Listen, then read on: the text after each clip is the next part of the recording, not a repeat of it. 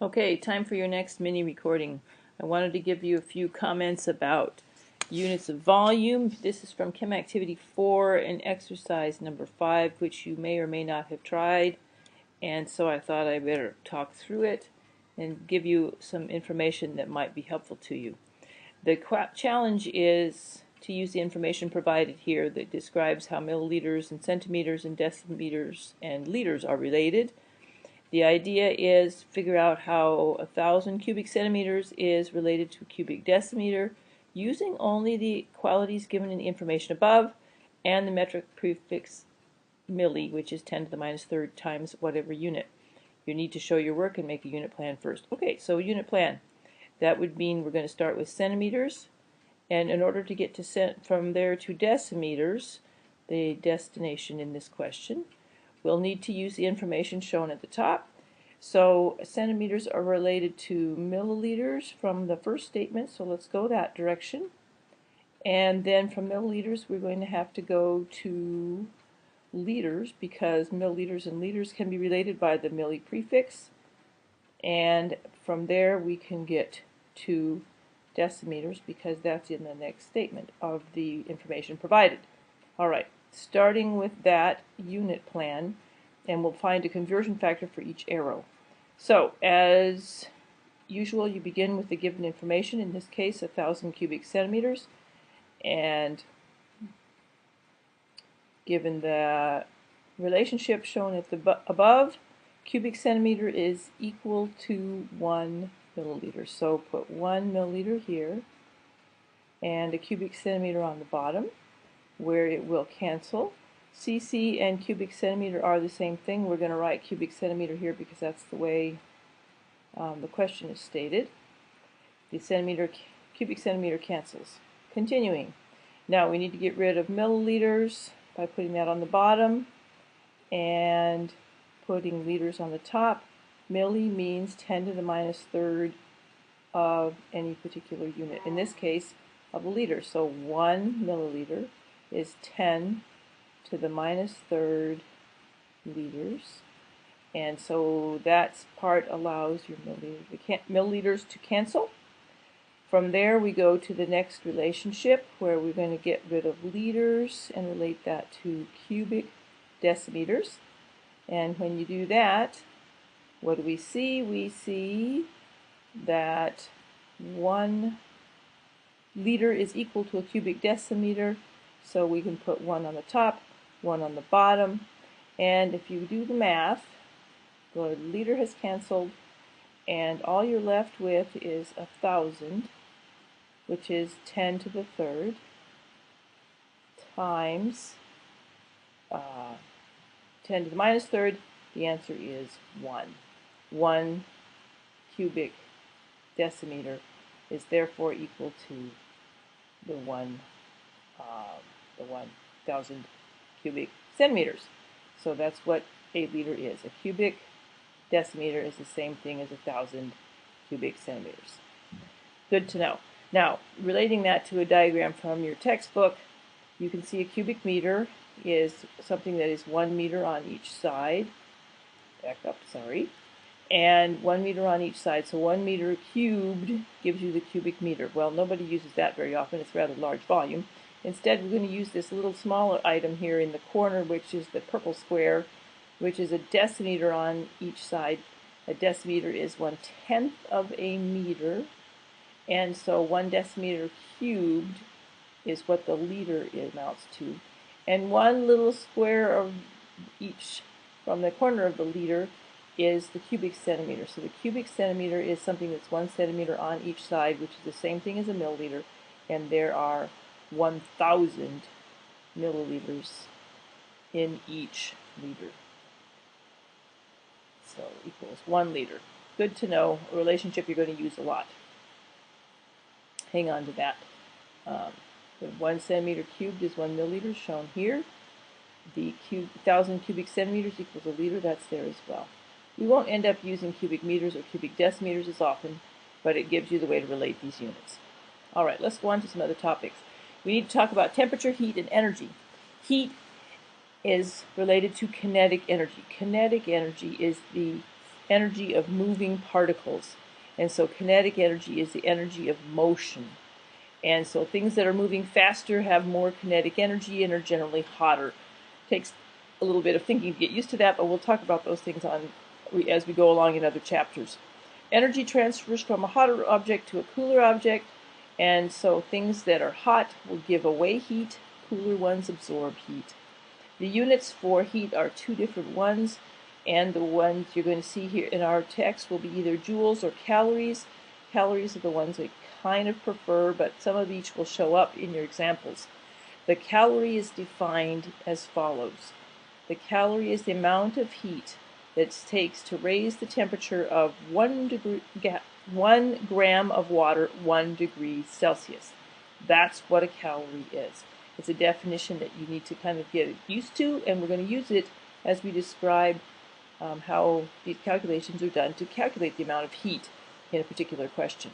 If you have a larger amount of heat, you might want to use a kilocalorie, which is 1,000 calories, and which in fact is also known as the large calorie, or the one that you see on nutrition labels. Funniest thing, capital C calories is actually a kilocalorie. The conversion factor that relates to two units is 1 calorie equals 4.184 joules, but don't worry about memorizing it. If you need it, I'll give it to you. Okay, so given the definition of a calorie and a kilocalorie, and we will take the information off of a carton of yogurt and decide if we could relate that to kilocalories and joules. So, beginning with our 220 calories, 220 calories, how many kilocalories is that? Well, don't think too hard. 1 kilocalorie is equal to 1,000 calories.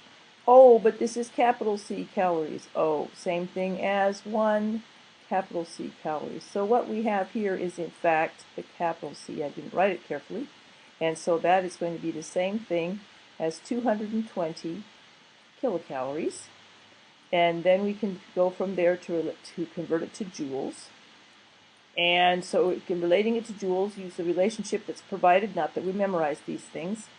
And so if you have 1 calorie equals 4.184 joules, 1 kilocalorie is 1,000 times as many joules, or what's going to be 4.184 kilojoules, which simplifies matters, otherwise you get large numbers. And since we have a kilocalorie over here, we'll begin with that.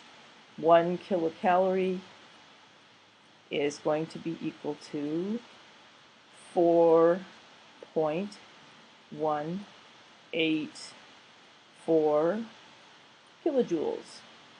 And then you'll do a math problem to come up with an answer, getting out your trusty calculator like we always like to do. And now that I've done the math, I can give you an answer, and hopefully we'll talk about the sig figs as we go. The answer I get is 920 point, uh-oh, my tool is not cooperating today, 0.48 kilojoules. The question now becomes how many sig figs should be in our answer. Well, we start with a value we see on a calculator, and then we decide how many sig figs are appropriate. Given the starting value, and only that to limit your sig figs because the conversion here has more digits than that, this initial value is what's going to determine our sig figs. And our sig figs here for the initial value are only the 2's and not the 0, and so we should have 2 sig figs in our answer, and the sig figs here, then reporting that value to 2 sig figs is going to be 920 kilojoules.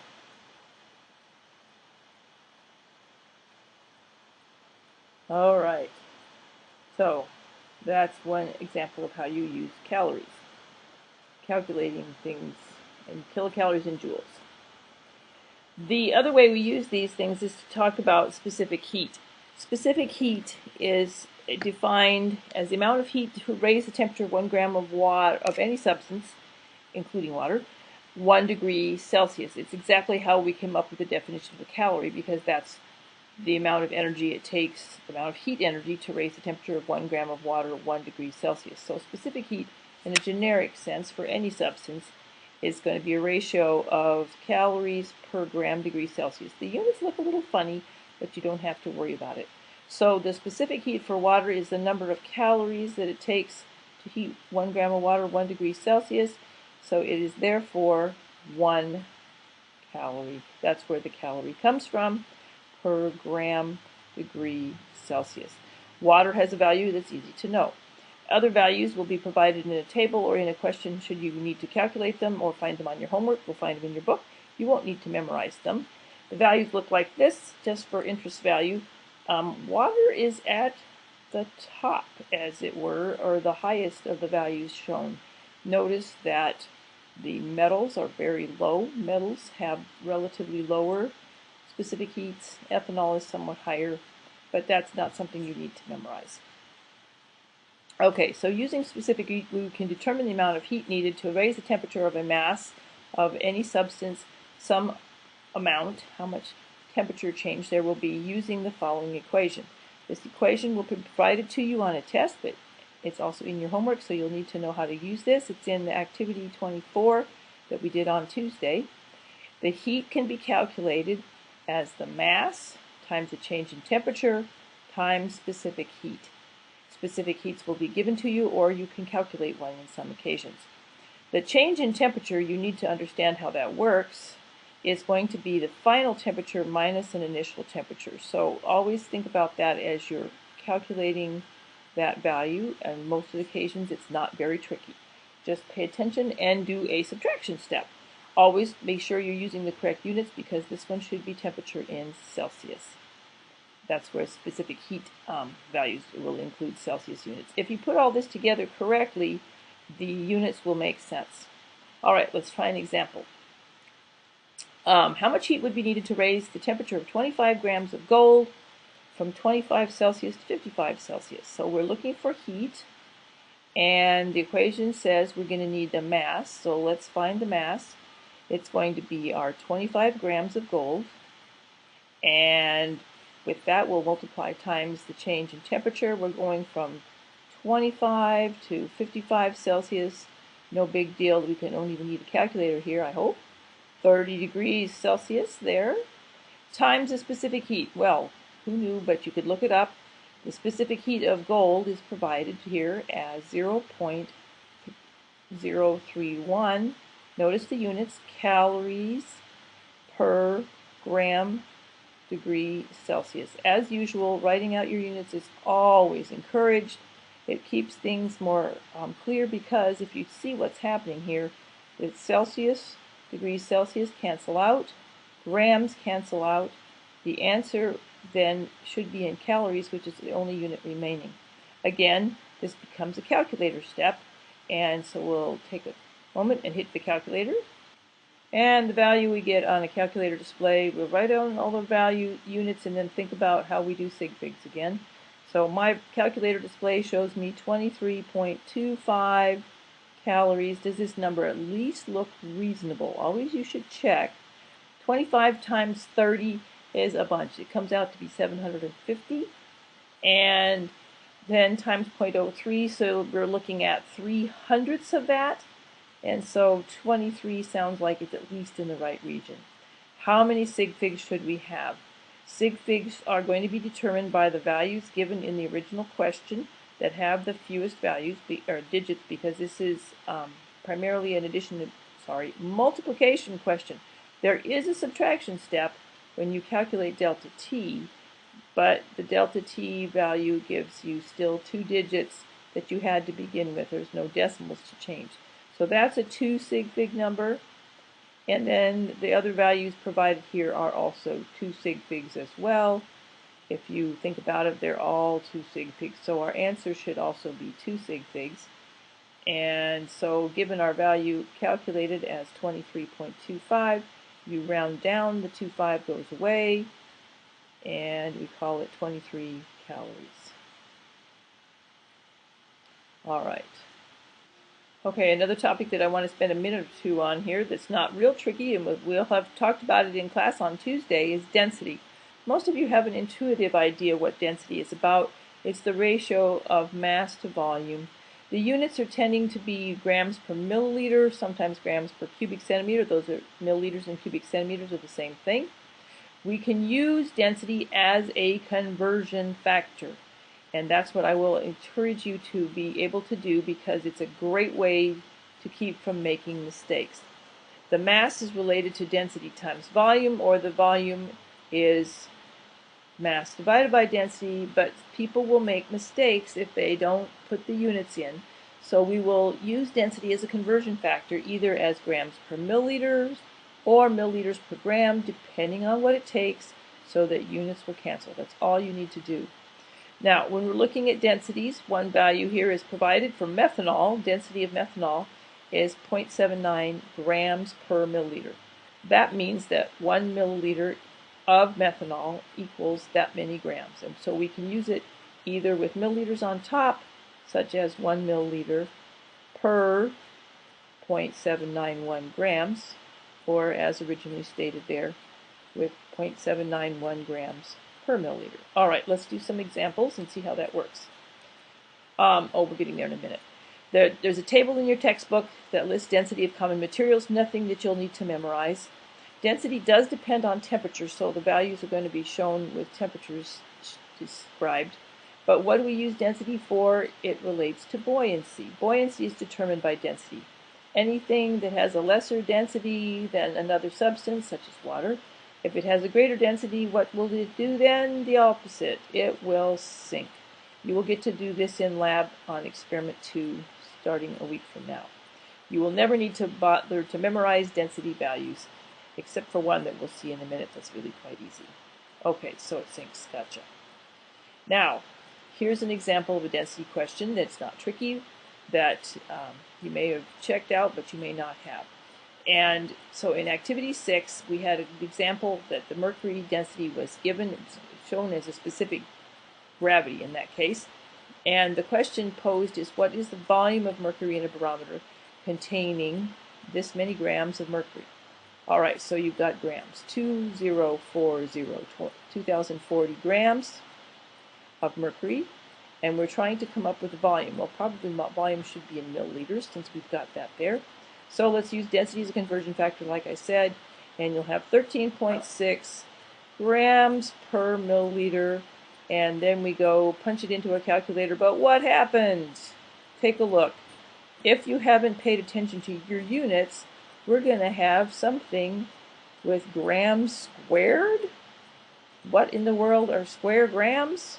Well, this is your silly chemistry joke for the day. A square gram is a graham cracker. And so unless you're making graham crackers, we're off base here. So this is the wrong way to set up this calculation. Let's try it the correct way. Instead, we'll put the 2040 grams multiplied by the milliliters on top instead, where the grams will cancel. So 1 milliliter in this case is 13.6 grams. And when you put it into your calculator, you do the math. After you notice that the grams cancel, you can get an answer in milliliters. And we'll plug in the calculator, do a calculator step. And so the answer shown on the display on my calculator is 150. Again, significant digits. 150 milliliters, but how many sig figs belong in our question? From what you were given in the initial question, the only value given besides the density, which has 3 digits that are hopefully not going to limit you, the 2040 is also a 3 sig fig value, and so presumably we should better end up with 3 sig figs in our answer. So given this number of 150, how do we report that to 3 sig figs? Well, think about it for a minute. 3 sig figs for 150 is not explicit because you only have a 1 and a 5, and the 0 at the end doesn't show you any significant digit unless you do what? Well, this is a case where you have to put in a decimal. And so 150 with a decimal after it is a 3 sig fig answer. Fair enough. That would be the correctly reported answer. All right, a few more comments about temperature. Temperature questions are not that difficult because you'll always have a conversion equation provided to you. The ones that are the easiest to remember or to notice are the Celsius and Kelvin values because they differ by 273. So if you add 273.15, whoops, I wrote the wrong number, 273.15 added to the Celsius value gives a Kelvin value, and or you subtract to go the other direction. And so you can subtract to get to Celsius, subtract 273 from Kelvin values to get a Celsius value. The main thing I want you to get used to, or to have a relative grasp for, is important values. The freezing temperature of water, which hopefully most of you know about by now when you live in the North Country, is 32 Fahrenheit, which is the same as 0 Celsius, which is the same as 273. Another useful value is room temperature. If your thermostat's not set high in the wintertime, that's 20 Celsius, which is normally about 68, if that's what you set your thermostat for, and that would be 293 in Kelvin. But sometimes we'll be looking at problems later where something is described as being at room temperature, so somewhere around 20 would be reasonable.